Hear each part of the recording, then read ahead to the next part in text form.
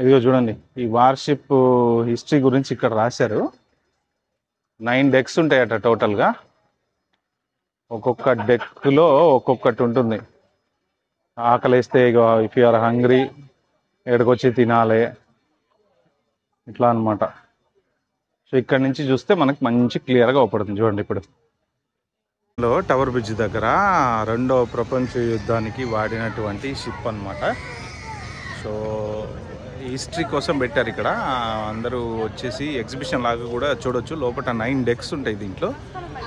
ఒక్కొక్క డెక్లో ఒక్కొక్క చోట ఒక చోట ఫుడ్ ఉంటుంది, ఒక చోట వెపన్స్ ఉంటాయి, ఒక చోట ఈ రెండవ ప్రపంచ యుద్ధానికి సంబంధించినప్పుడు యాంటెనా అవన్నీ కనపడుతున్నాయి చూసారా. సో అవన్నీ ఉంటాయి అన్నమాట. కొంచెం లైట్గా జూమ్ చేద్దాం మనం.